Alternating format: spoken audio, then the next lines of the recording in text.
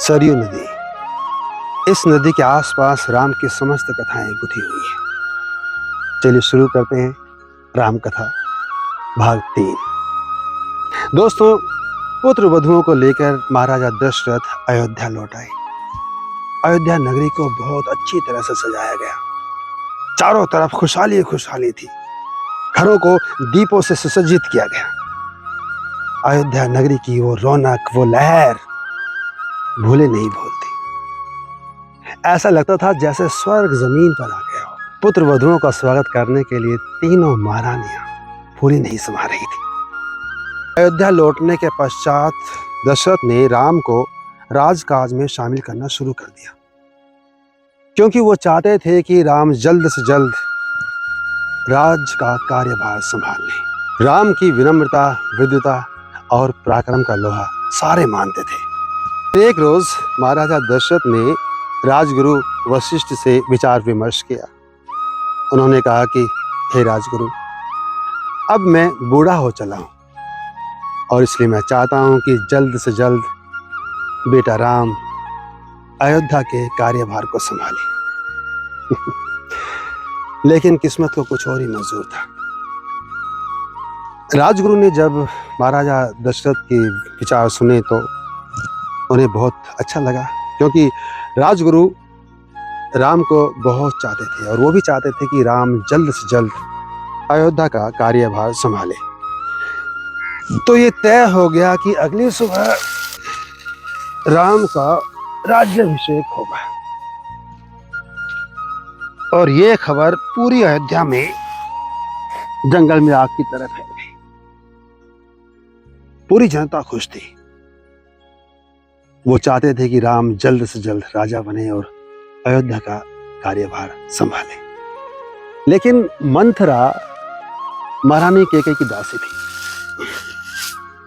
उसे जैसे ही मालूम हुआ कि राम को राज तिलक हो रहा है, उसके पैरों के नीचे जमीन निकल गई, क्योंकि भरत तो अयोध्या में थे ही नहीं। भरत पहले ही अपने ननिहाल जा चुके थे। उन्हें लगा कि कुछ न कुछ षड्यंत्र रचा जा रहा है भरत के खिलाफ, महारानी कैकेयी के खिलाफ। मंथरा दौड़ी दौड़ी महारानी कैकेयी के पास पहुंची। महारानी कैकेयी सो रही थी। मंथरा ने उन्हें जगाया। महारानी जागो जागो महारानी, अनर्थ हो रहा है और आप घोड़े बेचकर सो रही हैं। अनर्थ? कैसा अनर्थ? महारानी, राम को राज्याभिषेक हो रहा है। क्या? राम का राज्याभिषेक? मेरे बेटे राम का राज्याभिषेक?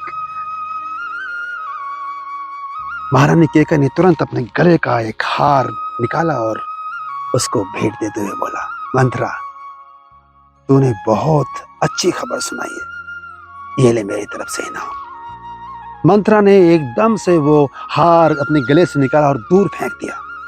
महारानी, इससे अच्छा होता कि आप मुझे फांसी के फंदे पर लटका दें। ये राज्याभिषेक नहीं, आपके लिए दुखों की शुरुआत है। कैसी बातें करते हो? राम मुझे अपने बेटे भरत से ज्यादा प्यारा है। मंथरा को बहुत गुस्सा आया। कैसी बातें कर रहे हो महारानी? जानते हो इसमें बहुत बड़ा षड्यंत्र है। कैकेयी को यह बात अटपटी से लगी। कैसा षड्यंत्र?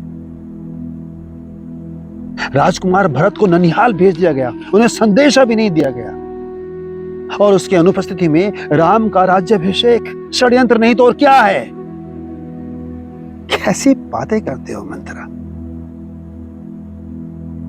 राम मेरे लिए भरत से बढ़कर है और राम भी मुझे बहुत प्यार करता है।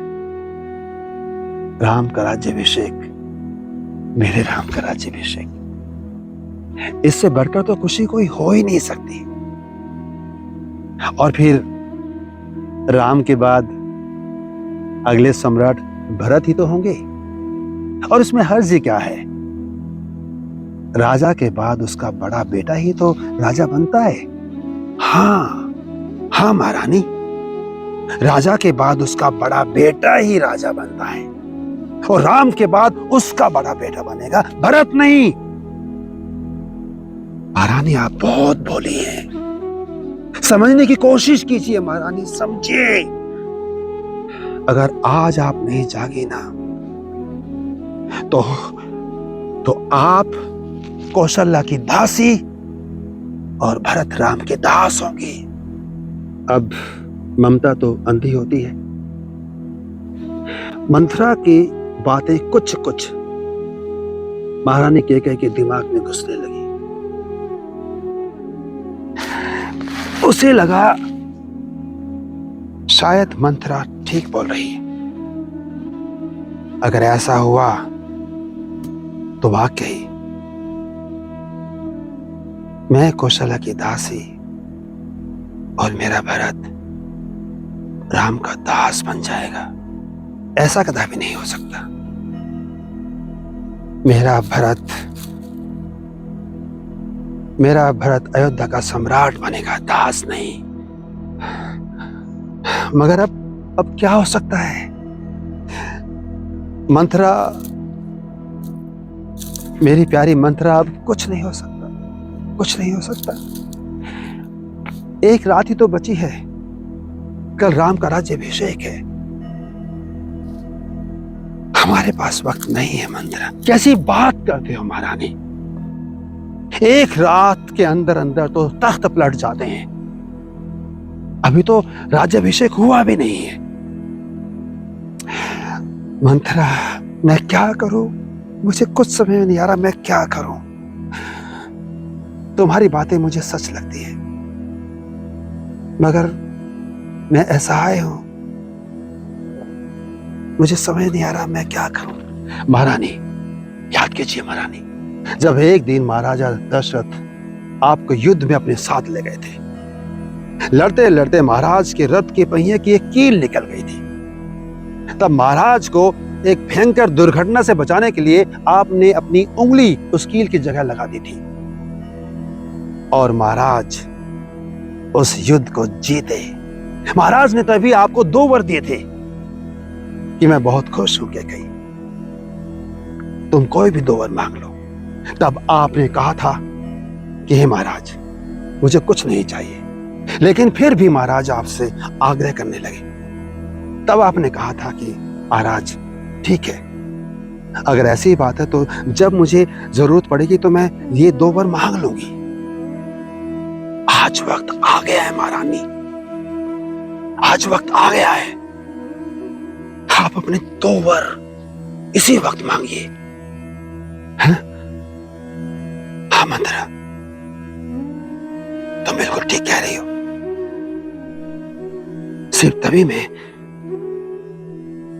मैं अपने भरत को इस अयोध्या का सम्राट बना पाऊंगी। लेकिन मैं क्या करूं? महारानी, आपको कुछ करने की जरूरत नहीं है।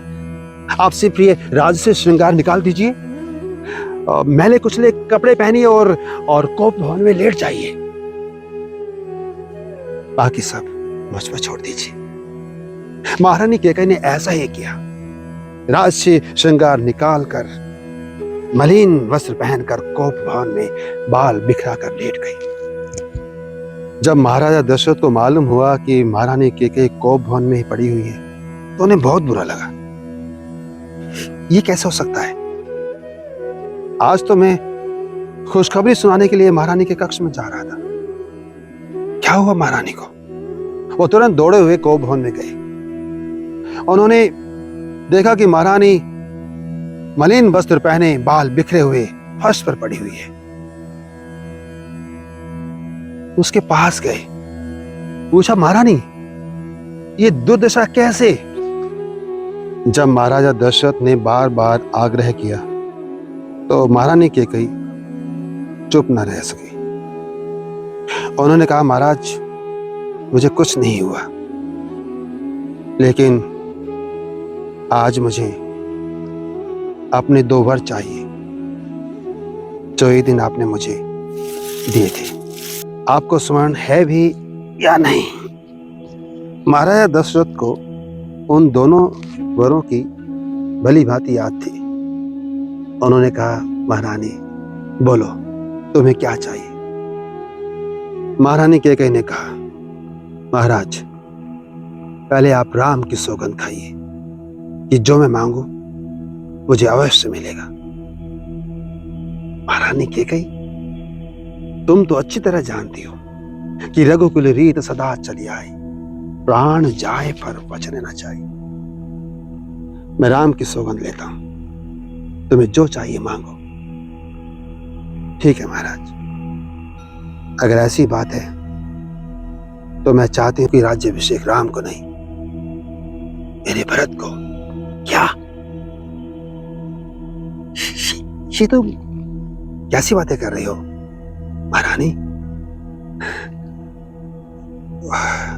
अब ये कैसे हो सकता है? तुम तो जानती हो कि राजा ज्येष्ठ पुत्र ही बनता है। हाँ, लेकिन मैं चाहती हूं कि मेरा भरत अयोध्या का सम्राट बने, राम नहीं। ठीक है, अगर तुम्हारी यही इच्छा है तो जाओ, मैंने ये वर तुम्हें दिया, दूसरा वर मांगो। महारानी केकई ने कहा कि महाराज, मैं चाहती हूं कि राम 14 वर्ष वनवास में काटे। ये सुनते ही दशरथ की आंखों के आगे अंधेरा छा गया, उनके पैर के नीचे जमीन निकल गई और वो बेसुध होकर नीचे गिर गई। महारानी केकई, ये कैसी बातें कर रही हो तुम? राम हमारा सबसे बड़ा पिता है, तुम्हारा सबसे बड़ा लाडला, तुम ऐसे कैसे कर सकती हो? नहीं, देखो, तुम ऐसा मत करो, तुम कुछ और ले लो, लेकिन राम को मेरी आंखों के आगे से दूर मत करो, मैं उसके बिना नहीं जी पाऊंगा। नहीं महाराज, मैंने जो कहना था कह दिया।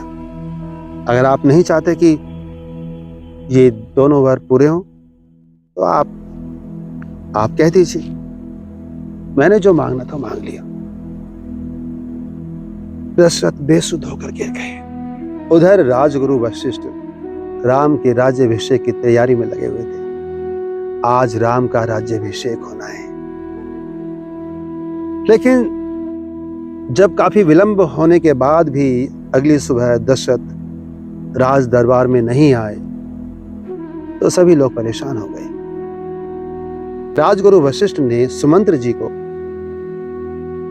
दशरथ के महल में भेजा। मंत्रा ने बताया कि महाराजा दशरथ केकई के साथ कोप भवन में, वो वहां गए। उन्होंने देखा कि महाराजा दशरथ बिस्तरे पर बेहोश पड़े हैं। वो चिंतित हो गए।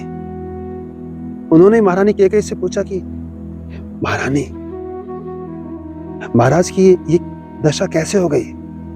महारानी केकई ने कहा कि कुछ नहीं, राज्याभिषेक की तैयारी में थोड़ा थक गए थे और वो राज्याभिषेक से पहले राम से कुछ बातें करना चाहते, इसलिए आप राम को शीघ्र भेजें। महामंत्री सुमंत्र जी को कुछ अजीब सा लगा, लेकिन क्या कर सकते थे? महारानी का आदेश। राम दौड़े हुए पिताजी के पास आए। उन्होंने देखा कि पिताजी बिस्तर पर निढाल पड़े हैं। राम को देखते ही दशरथ की जान में जान आई। वो उठे और राम राम कहकर फिर निढाल हो गई। पिताश्री, क्या हुआ पिताश्री? माते, पिताश्री को क्या हुआ है? कुछ नहीं पुत्र, वो मैंने 2 वर मांगे थे तो वो शायद पूरे ना हो, इसलिए वो परेशान है। ऐसी कैसी बातें कर रही हो माते? आप मुझे बताइए, ऐसे कौन से वर हैं जो आपने मांगे और पिताश्री की यह हालत हो गई? पुत्र, तुम्हारे पिता ने मुझे 2 वचन दिए थे और वो मैंने मांग लिए। बस मेरी मांग को सुनकर ही इनकी ये हालत हो गई।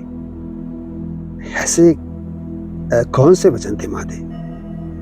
पुत्र, मैं चाहती हूं कि राज्याभिषेक भरत को हो, तुम्हें नहीं, और तुम 14 वर्ष का वनवास काटो।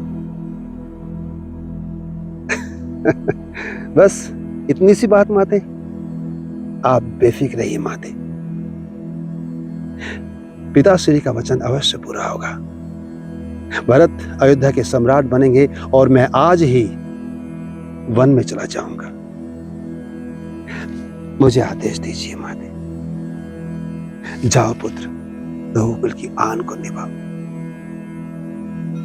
महारानी कैकेयी से आज्ञा लेकर राम माता कौशल्या के पास गए और उन्हें सारी बातें कह सुनाई। नहीं पुत्र, तुम ऐसा कुछ नहीं करोगे। तुम वनवास नहीं जाओगे। ये राज आज्ञा ठीक नहीं है। ये राज आज्ञा नहीं माते, ये पिता की आज्ञा है। और मैं भाग्यशाली हूं कि मैं अपने माता पिता की आज्ञा का पालन कर रहा हूं। नहीं पुत्र, ऐसा नहीं हो सकता पुत्र। पुत्र, मैं तुमसे बिछड़ कर नहीं रह सकती पुत्र। मैं तुम्हारे बिना नहीं रह सकती पुत्र। माते, नहीं माते, इस वक्त मुझे एक कमजोर मां की नहीं, एक शक्तिशाली अयोध्या की महारानी की जरूरत है। कौशल्या राम की वाणी सुनकर स्तब्ध रह गई और फिर थोड़ी देर बाद ही उन्होंने अपना हृदय मजबूत किया और कहा, जाओ बेटा, अगर ऐसी ही बात है तो अयोध्या की महारानी तुम्हें आदेश देती है, अपने पिता के वचन का पालन करो। मैं तुम्हारे इंतजार करूंगी।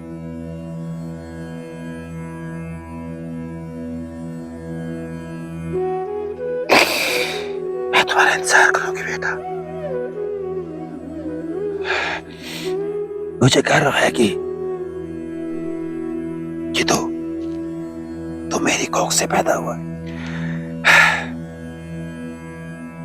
मां, तुम धन्य हो, तुम धन्य हो माते।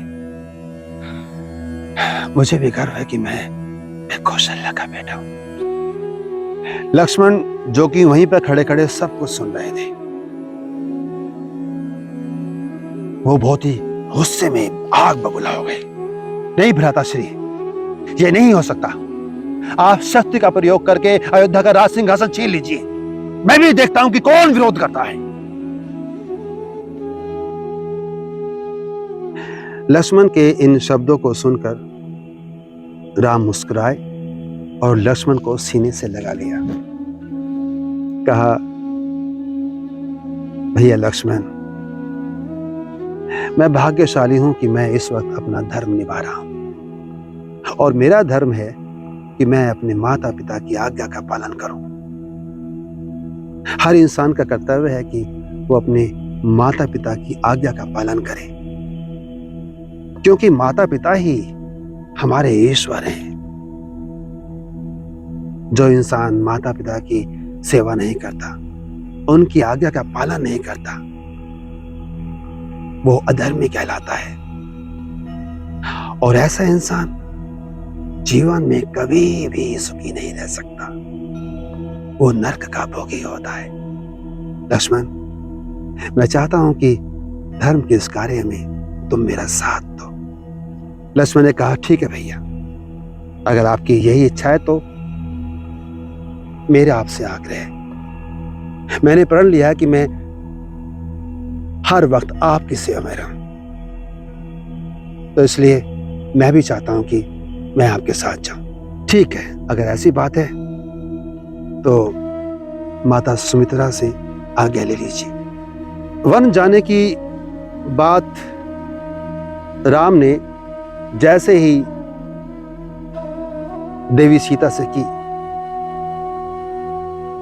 वो चिंतित हो गई। लेकिन स्वामी, आज तो आपका राज्याभिषेक होने वाला था। राम ने समस्त बातें देवी सीता को बतलाई। देवी सीता ने आग्रह किया कि अगर ऐसी बात है तो मैं भी आपके साथ चलूंगी। राम ने कहा, नहीं सीते, तुम हमेशा महलों में रही हो, तुम वनों का कठोर जीवन नहीं जी पाओगी।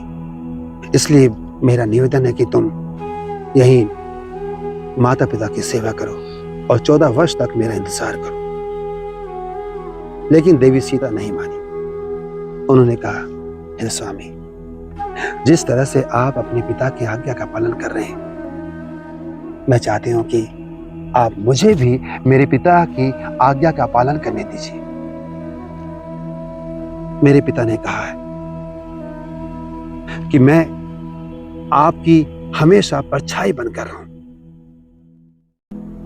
आप अपने माता पिता की आज्ञा पूरी कर रहे हैं तो मुझे मेरे माता पिता की आज्ञा पूरी करने से कैसे रोक सकते हैं?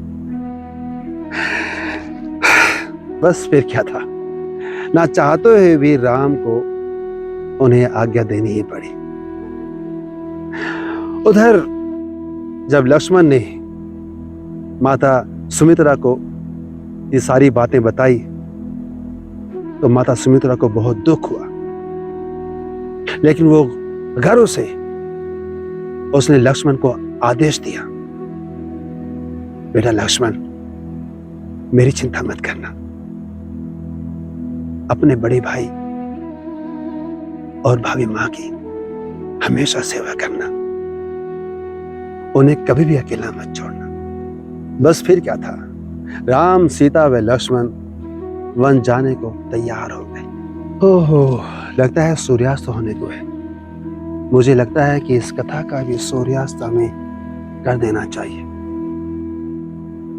राम कथा में आगे क्या हुआ, देखिए राम कथा भाग 4। जय श्री राम।